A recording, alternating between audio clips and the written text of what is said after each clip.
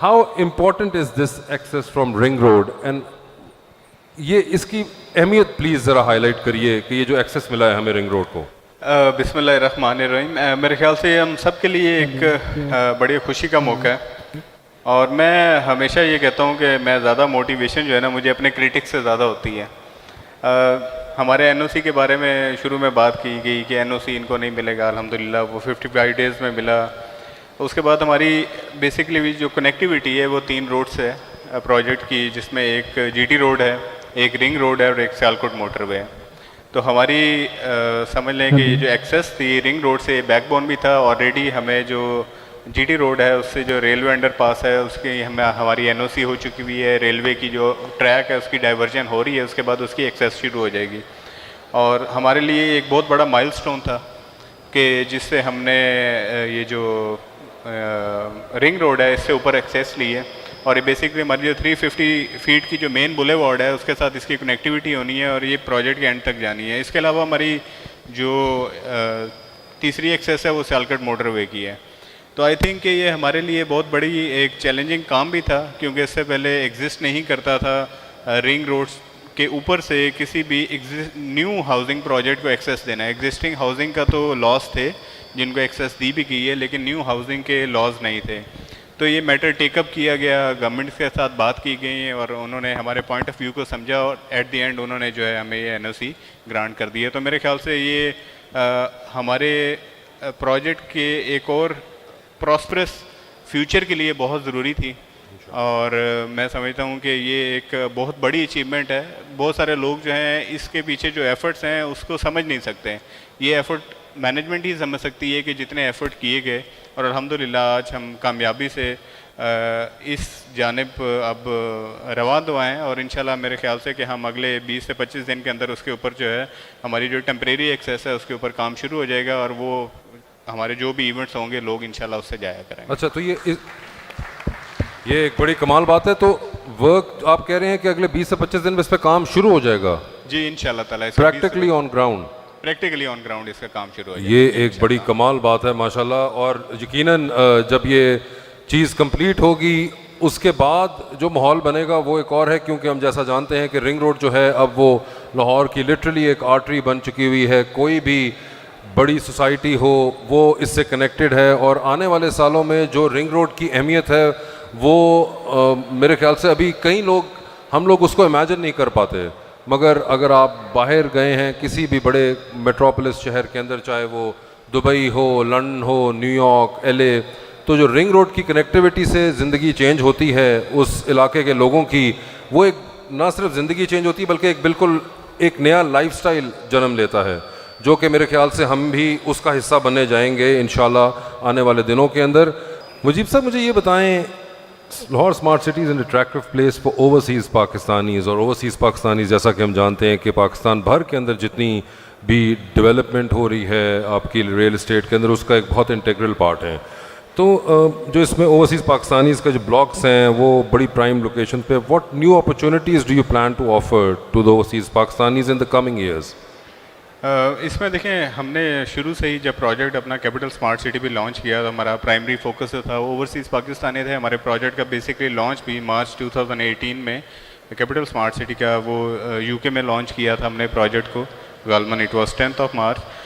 देखें, ओवरसीज़ पाकिस्तानी जो हैं वो एक स्ट्रेंथ है, और आज हम अगर गवर्नमेंट लेवल पे भी देख लें तो हमारे लिए वो एक बैकबोन की हैसियत रखते हैं। लेकिन इससे पहले एक फ़ियर होता था ओवरसीज़ पाकिस्तानीज़ के अंदर स्पेशली कि वो अगर इन्वेस्टमेंट करते हैं तो वो सेफ़ है या नहीं है उनकी इन्वेस्टमेंट, और फिर ऐसे प्रोजेक्ट्स पे वो इन्वेस्ट कर देते थे जिनके पास एनओसीज़ नहीं होते, या वो आप समझ लें कि उनके पास अगर एनओसी भी अगर उन्होंने ले लिया तो उनके पास एक्सपर्टीज़ नहीं होती थी कि वो प्रॉपर इंफ्रास्ट्रक्चर लेआउट कर सकें। इसके बाद सबसे इम्पॉर्टेंट चीज़ होती थी, क्योंकि they are living in a developed country, और वहाँ का जो इंफ्रास्ट्रक्चर था पाकिस्तान में उस तरह का इंफ्रास्ट्रक्चर नहीं मिलता था। जो स्मार्ट फीचर्स वो वहाँ एंजॉय करते थे वो यहाँ नहीं मिलते थे। तो हम ये जो सारी चीज़ें थी जो उनकी नीड्स थी उनको मद्देनज़र रखते हुए ये डिज़ाइन की गई।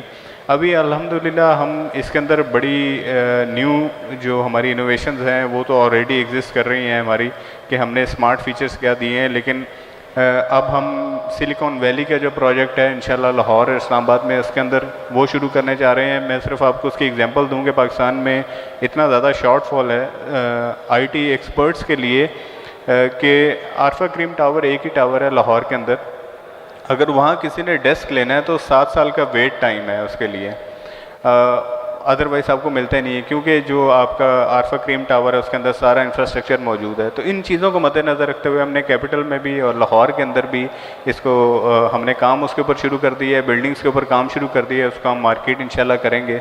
इसके अलावा जितनी भी हमारी प्रोडक्ट्स हैं ना सिर्फ ओवरसीज़ पाकिस्तानी को हम करेंगे, ऑफ कोर्स अभी हमारे एक लास्ट टाइम ग्रुप CEO जो हैं वो भी असलम साहब, उन्होंने भी एक वाक़या शेयर किया कि हमारे एक क्लाइंट भी हैं, वो बेसिकली लंदन में उनकी कोई 200 के करीब टैक्सीज़ हैं, तो उनके जो कॉल सेंटर था वो पाकिस्तान में था। तो रीज़न बीइंग क्या हुई कि यहाँ कभी हड़ताल हो जाए तो यहाँ कोई मसला हो जाए तो मोबाइल सिग्नल चले गए, कनेक्टिविटी नहीं, तो उसका सारा दिन बिज़नेस बंद हो जाता था, तो कोई और कनेक्टिविटी होती नहीं थी यहाँ पे। तो उन्होंने वो सारा कॉल सेंटर उठाया और उन्होंने बांग्लादेश शिफ्ट कर दिया। हमने बेसिकली जो टावर्स बना रहे हैं इसके अंदर हम 3 टायर्स इंटरनेट फैसिलिटी दे रहे हैं और हाई एंड इंटरनेट है इसके अंदर जो इस्तेमाल होगा, ताकि जो हमारे पाकिस्तानी बाहर काम कर रहे हैं उनको यहाँ कॉल सेंटर्स के लिए या किसी फ़ोन सर्विस के लिए या किसी तरह के भी उन्होंने R&D करनी है, वो सारी की सारी यहाँ लैब्स भी मौजूद होंगी और वह यहाँ अपनी एक्सपर्टीज़ को यूज़ कर सकें। प्लस हमारे जो लोकल लोग हैं जो यहाँ रहते हैं और उनके पास इंफ्रास्ट्रक्चर ना होने की वजह से वो अपने आप की ग्रोथ नहीं करवाते, तो ये एक प्रोजेक्ट है जो हम इंशाल्लाह उनके लिए फ्यूचर में शुरू करने चाहेंगे, जिसमें प्राइमरी हमारा जो फोकस है वो हमारे ओवरसीज़ क्लाइंट होगा, लेकिन इसका जो फ़ायदा है वो सब लोगों को इंशाल्लाह होगा।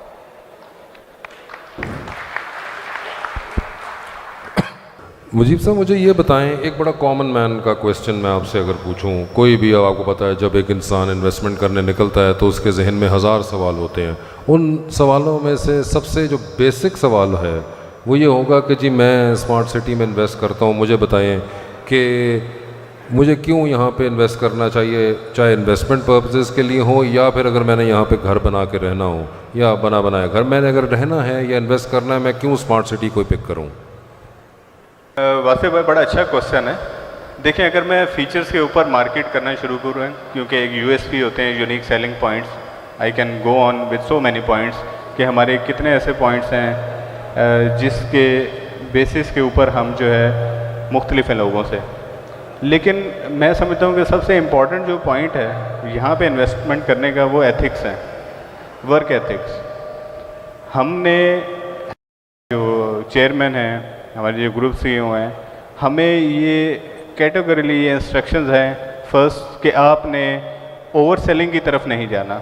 ये हमारे लिए सबसे इम्पॉर्टेंट है कि ओवर सेलिंग की तरफ नहीं जाना, जो आपके पास अवेलेबिलिटी है उसके हिसाब से सेलिंग करनी है। सेकेंडली, जो आपने कमिटमेंट्स की हैं डिलीवरी की, उसको आपने टाइम से पहले या टाइम पे इसको पूरा करना है, कोई ओवर कमिटमेंट नहीं करनी। देखिए पॉइंट्स ये हैं कि हमारे यहाँ जितने भी बिज़नेस होते हैं, यहाँ सारी अपनी बरादरी बैठी हुई है, हमारे लोग ही बैठे हैं जो उनको बेचते हैं, चीज़ों को बेचते हैं। मेरे ख्याल से सबसे इम्पॉर्टेंट चीज़ है कि बिज़नेस के अंदर आप इनोवेशन तो लेके आ सकते हैं और हर बंदे के पास विलिंगनेस हो तो इनोवेशन आ भी जाती है, लेकिन एथिक्स जो है वो कोई लेके आता है।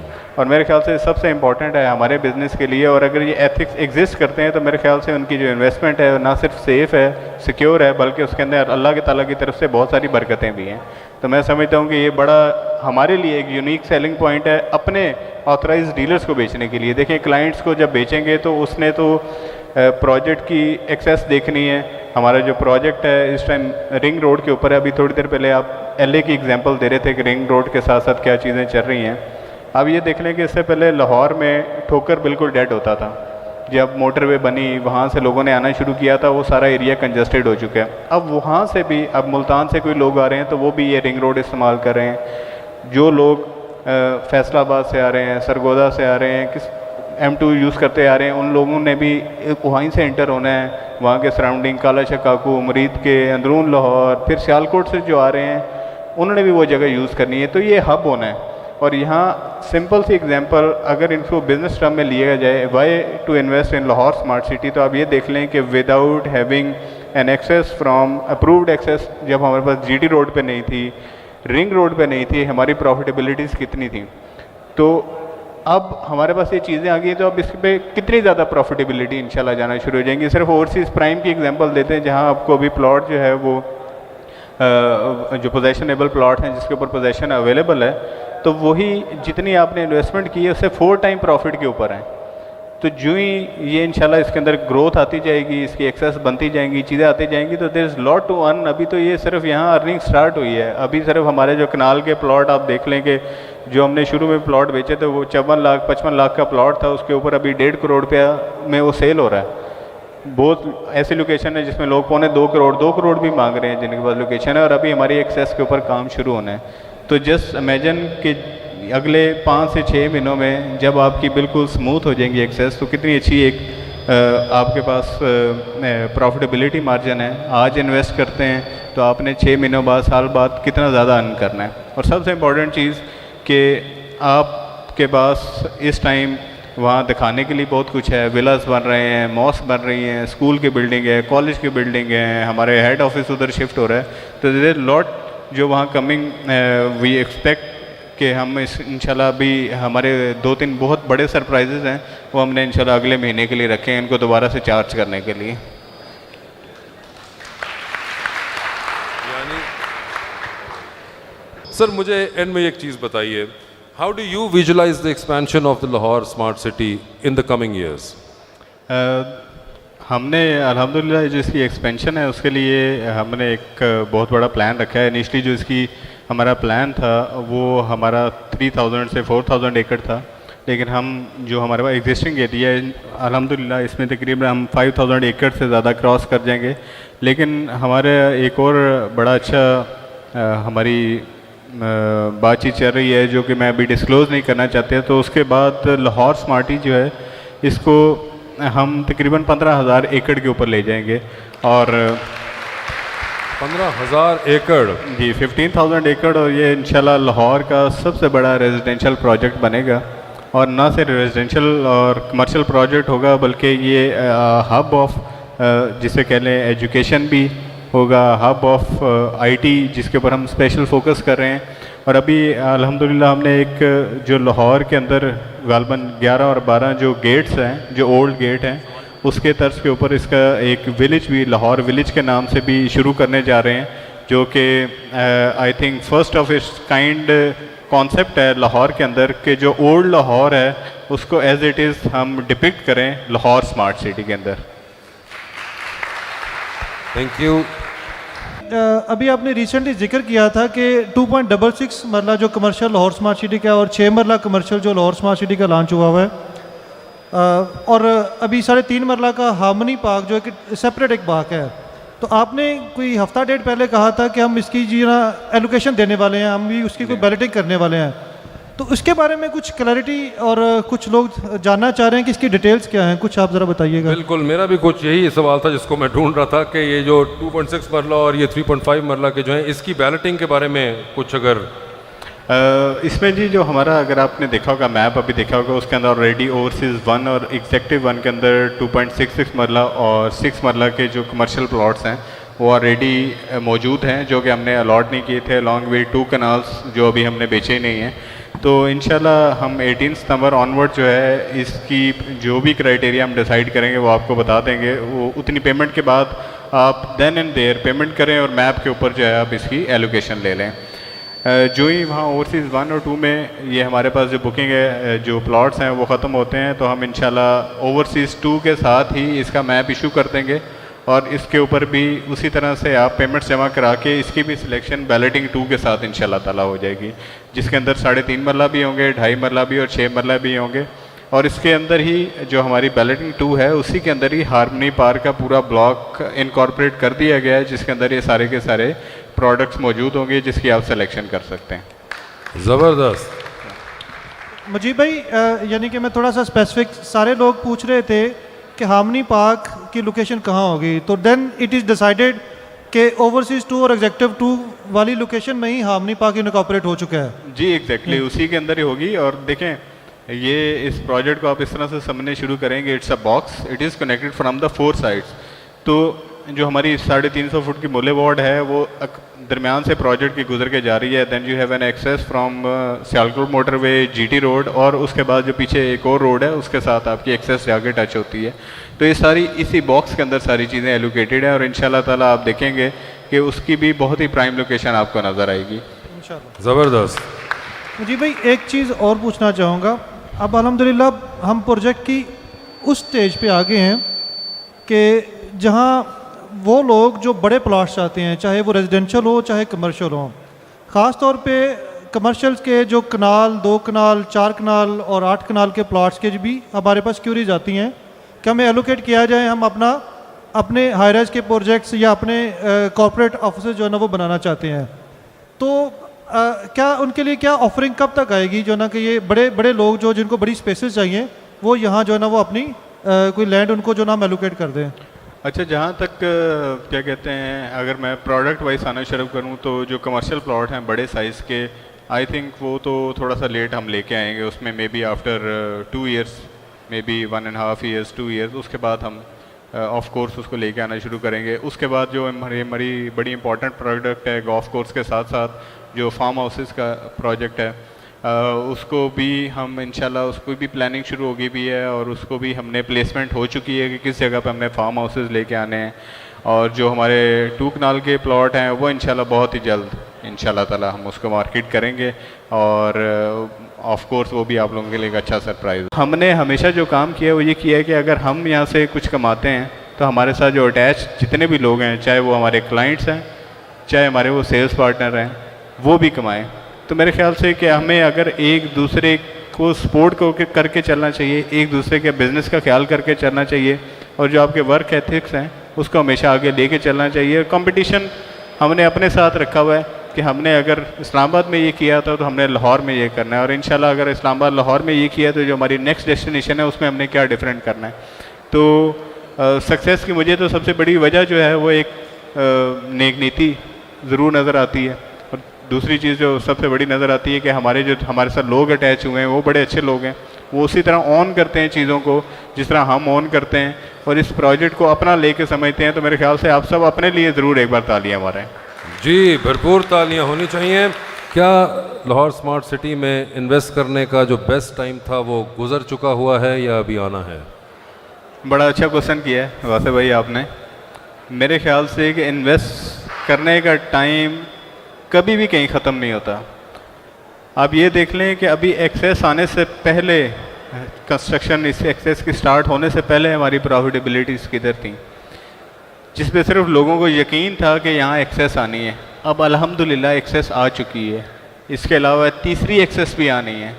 तो मेरे ख्याल से कि ये सबसे राइट टाइम चल रहा है अभी इन्वेस्ट करने का, और इस नीयत के साथ ये भी देखना ज़रूरी है कि देखें आपको इस टाइम जहाँ पूरी मार्केट, हमेशा से रियल एस्टेट में यही कहा जाता है, बल्कि अगर इसको थोड़े से ऑड वर्ड्स में कहा जाए तो दुनिया की जितनी भी बड़ी कंपनीज़ हैं वो अपनी रियल एस्टेट की इन्वेस्टमेंट उस मुल्क में जाके करती हैं जहाँ जंग होके वो तबाह हो चुका होता है, क्योंकि उसके बाद दोबारा से रियल एस्टेट ने दोबारा से चलना होता है। तो अभी रियल एस्टेट एक बहुत डाउनवर्ड पोजीशन में था, अल्हम्दुलिल्लाह इसने दोबारा टेक ऑफ करना शुरू किया है, दोबारा चलना शुरू किया है। तो I think this is the best time to invest, और इंशाल्लाह अगले 6-8 महीनों में जो भी इन्वेस्टमेंट है I can foresee, because I know there so many surprises जो हमें पता है कि होने जा रहे हैं। ऑफ कोर्स हम अभी बता नहीं सकते हैं लोगों को, लेकिन ये है कि जब भी मैं लोगों को ये कहता हूँ कि सरप्राइजेज़ आने वाले हैं, इन्होंने यकीन नहीं आता, इन्होंने जो तो आ चुके होता है फिर यकीन आता है। तो इंशाल्लाह नेक्स्ट मंथ पे हमारे बहुत बड़े सरप्राइजेज़ हम एक्सपेक्ट करें। तो हमने ऐसा रखा हुआ है कि जो चीज़ें सरप्राइजेज़ हैं हमारे, वो इन्वेस्टमेंट्स को आने वाले दिनों में इसको इंक्रीज़ करते रहें, उनकी जो प्रॉफिटेबिलिटीज़ हैं वो बढ़ती है। ना सिर्फ हमारे जो सेल्स पार्टनर हैं, जो हमारे क्लाइंट्स और मेंबर्स हैं, उनकी प्रॉफिटेबिलिटी ऑलरेडी अल्हम्दुलिल्लाह बड़ी अच्छी प्रॉफिटेबिलिटीज़ में, जहाँ बहुत सारे प्रोजेक्ट्स जो हैं वो बिल्कुल ही नेगेटिविटी में चले गए थे। बहरहाल मैं दुआ कहूँ पूरी रियल एस्टेट के लिए, सब प्रोजेक्ट्स के लिए कि जहाँ जहाँ लोगों ने जहाँ जितना इन्वेस्ट किया है उन सब को अल्लाह ताला बरकतें दे, और उनके इन्वेस्टमेंट्स जो हैं वो उसके अंदर प्रॉफिटेबिलिटीज़ इंक्रीज हो। इंशाल्लाह इंशाल्लाह तालियां होनी चाहिए इस बात पे कि अभी बेहतरीन टाइम है, टाइम गुजरा नहीं है, जैसा कि इन्होंने कहा और हमने आज देखा है कि एनओसी हमें मिल चुका हुआ है और मज़ीद सरप्राइजेस भी हैं जो कि बता नहीं रहे, छुपा रहे हैं, लेकिन इस बात की गारंटी दे रहे हैं कि सरप्राइजेस हैं और वो होंगे और इंशाल्लाह अगले 1-2 महीने के अंदर हमारे सामने होंगे। लाहौर स्मार्ट सिटी कामयाबी के कदम चूमते हुए आगे बढ़ती जा रही है और सबसे अच्छी बात जो उन्होंने की कि हमें अपना बिजनेस देखना है, हमें अपने कंपटीशन की खराबी के अंदर अपना बिजनेस की कामयाबी को नहीं देखना। I think a great positive message. Mujeeb Ahmed Khan साहब, डायरेक्टर सेल्स एंड मार्केटिंग,